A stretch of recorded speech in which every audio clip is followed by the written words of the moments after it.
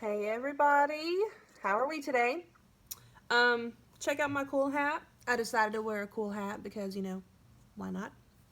Um, we're having to be quarantined, so might as well have some fun, right? Yesterday, I did not do a read aloud. I just got busy and totally didn't do it. So today's read aloud is going to be longer, so we're going to get a double read aloud today, okay? All right, here we go. In the middle of fixing dinner, Marta said, "John, the boy needs to be around other kids." "I know it, but how are we going to do that?" "He needs a friend his age." "He's got friends. The dog, the cow." "John!" I know. I'll go nose around. See what I can come up with." He went to town and came home with a present for the boy. "But, John, what about the friend? Did you find him a friend?" "No, but look at these. I traded that old hat of mine for these." It was a used painting set, 10 dimpled watercolor cubes, a frayed brush, and a pad of yellowed paper. The boy touched each color cube lightly, as if they were as fragile as a butterfly's wings. Marta brought him a cup of water and showed him how to dip the brush in the water and then swirl it on the paint cube. The boy leaned forward, grasping the brush, swirling it over the red and sweeping an arc across the paper. He bent close to the paper, his hand moving deftly. He filled up an entire sheet, trying every color, blending them, dotting, and swishing the brush as if his hand was made to do exactly what it was doing. He looked up at Marta and John, and then at the next blank sheet of paper. "Sure," John said. "Go right ahead." The boy painted all afternoon. He painted until dark. He painted all the next day and the next and the next until the cubes were worn down and all the paper had been used. What started as swirly shapes quickly evolved into recognizable animals: cows, dogs, goats, flowers and trees, cabins and barns and bridges. But the scenes were unusual. Dogs stood on top of cows. Flowers grew out of chimneys. Bridges connected houses. Barns roosted in treetops. "Where does he come up with this stuff?" John asked. "I don't know. I think he's a genius." "Marta, we need to ask again about the boy." "Bran, turn that off, please." "He needs to be around some kids his own age." "Marta..." John went to town. This time, when he stopped at the sheriff's office, the sheriff came in while John was studying the bulletin board for new notices. "You, looking for something?" the sheriff said. He was a stocky, muscular man, his shirt tied across his chest. He had a habit of rubbing his thumb across his badge, as if to remind people exactly who he was. "I was, wondering something," John said. "Is that right?" "A cow wandered onto our property, and I've been waiting for someone to claim her, but no one has." "Is that right?" "I don't see any notices here about missing cows." The sheriff rubbed his thumb across his badge. "But if someone claims it, how do I know it really belongs to that someone?" The sheriff looked from John to the receptionist, Darlene, and back again. "Would you be suggesting that someone might lie about owning that cow?" He aimed a finger at John's face. "I was just wondering. Let's say a couple weeks go by, nobody claims that cow. And I'm just looking after it, right? I'm not stealing it. And somebody comes along and says it's his cow. Yeah, so? I wouldn't be accused of stealing that cow, would I?" "Did you steal it?" "No, like I said." "Then what are you so worried about?" "I was just wondering, what if someone said I stole it?" "Well, now, if you didn't steal it, they'd be lying. And if you did steal it, well, then I didn't steal it." "Then what's the problem?" "Should I have reported it? That cow, I mean, and how would I do that?" "How would you do what?" "Report it. Report the cow." "You want to report a cow?" The sheriff turned to his receptionist. Now that's a new one. He wants to report a cow. Ha ha, that's a new one, all right. Ha ha ha. John thought, if they don't understand about a cow, how are they going to understand about the boy? John left the sheriff's office and stopped at the general store, where he traded in a leather belt for a sack of jelly beans and a harmonica. John and Marta stood at the barn doors, listening to the boy play the harmonica to his audience. The cow, the beagle, the goats. The cow rested her head on the top fence rail. The beagle lay on the ground between the cow's forefeet, and the baby goats were uncharacteristically still, leaning against each other, gazing at the boy. It was a slow, hypnotic tune he played.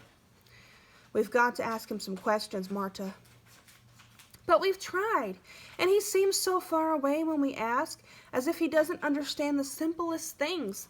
And yet other times he seems so capable and smart, but quiet, very quiet.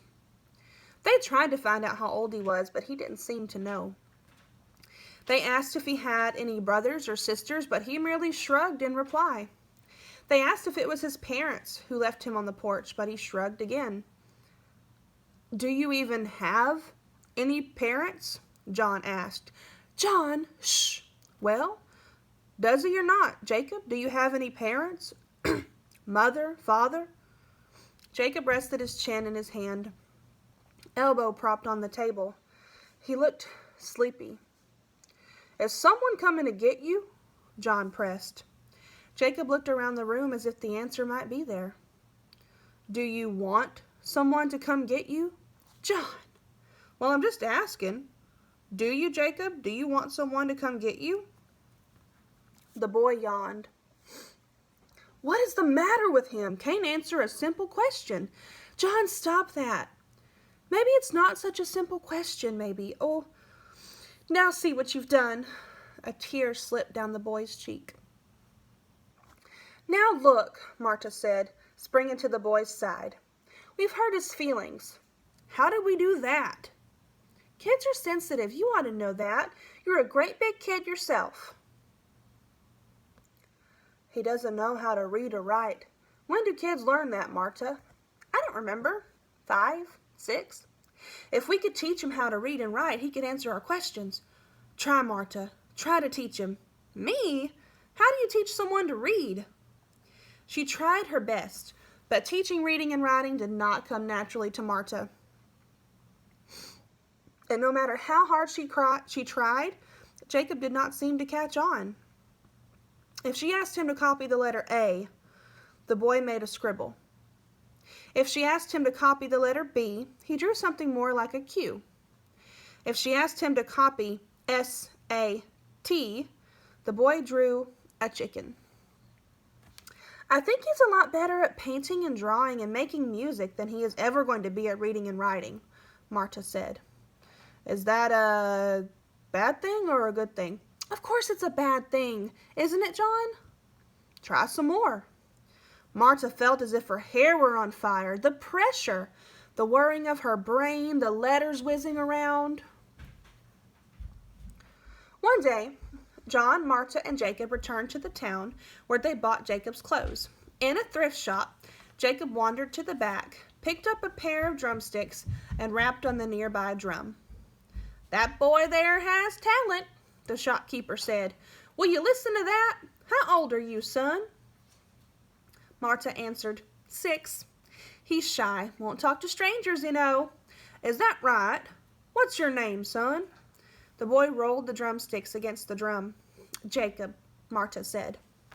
When John joined them, the shopkeeper said, Been listening to this fine young man take a run at these drums. This your boy? Jacob turned his head ever so slightly toward John. Marta glanced down at her feet. Sure, John said. Sure he is.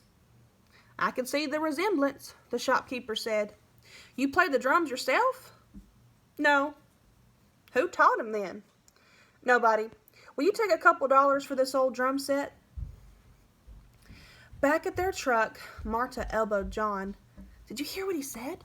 He said he could see the resemblance between you and Jacob." John reddened. "Sure, I heard him. Sure I did." Next, they visited a general store full of everything from canned peaches to cow balm, from shovels to sheets. In a dusty corner, on a dusty shelf, they found art supplies, marked down in price. "Lots of paper?" Marta suggested, "and a few brushes and some of those watercolors," and she was happily immersed in selecting supplies when she heard someone say, "Hello again." When Marta and John quickly turned toward the voice, they saw that Jacob had settled himself on the floor beside a young girl. Her mother, standing beside them, said, "Our kids met last week, was it? You were buying clothes, remember?" "Oh," Marta said, "of course I remember." The adults regarded the girl and Jacob shoulder to shoulder, flipping through a book together. "His name is Jacob," John offered. "And that's Lucy. She's 6, nearly 7. Marta cleared her throat. "So is Jacob. 6, nearly 7. Hard to believe." "Oh, I know," the woman said. "Time sure whips by, doesn't it?" "Weird," Marta said. "Running into you again." "Oh, I don't see anything weird about it at all. It must be fate. Maybe our children are meant to be friends. We're at the park over there." She gestured toward the window in the park beyond. "Nearly every Saturday morning if Jacob ever wants to join us." "Oh, sure, okay." On their way home, John said, "Marta, that's a long way to go so that Jacob can have a friend." "Shh," Marta said. "Ears." "What?" "We all have ears. Everyone in this car can hear, John." "Well, of course we all have ears." "Oh." The next Saturday they returned to town and met Lucy and her mother at the park. The adults sat on a bench as Jacob and Lucy raced from swings to slide. "Lucy can be a little bossy," her mother said. "I hope she doesn't do that with Jacob. He seems like such a nice boy." "Oh, he is," Marta said. But then, regretting that she sounded as if she were bragging, she added, "But he can be a little bossy too, sometimes." John said, "Bossy? I don't think." Marta said, "See there, John? He's trying to get Lucy to follow him back to the swings." "But that's just bossy," Marta said. "But not often. Mostly he is such a sweet boy. Wouldn't you say so, John?" "Don't think you should call a boy sweet." Lucy's mother laughed. "You two tickle me, I tell you what. I could never get Lucy's father to sit here and watch her play in the park." John stood. "Oh, but I don't usually. I was just keeping. If you two are fine here with the kids, I'll go on and, you know." "Sure," Marta said. "You go on." To Lucy's mother, she said, "Aren't men funny? Once they become fathers." "Oh, I know," Lucy's mother agreed. "Well, John's not really a father." "What do you mean?" Marta pulled a tissue from her pocket. "Goodness, I don't know what." She dabbed at her eyes and blew her nose.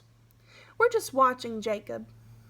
"Oh, I thought he was your boy." "So tell me what happened." "Happened?" "Yes, why he doesn't speak. I've not heard a single sound out of him." "Oh, that. We don't know." "You don't know? Aren't you curious?" "Well, sure, but the people we're watching him for, they didn't say." "That's a little odd, don't you think?" "Yes," Marta admitted. That night, after Jacob was in bed, Marta told John about the conversation with Lucy's mother. "John, I don't know what has come over me.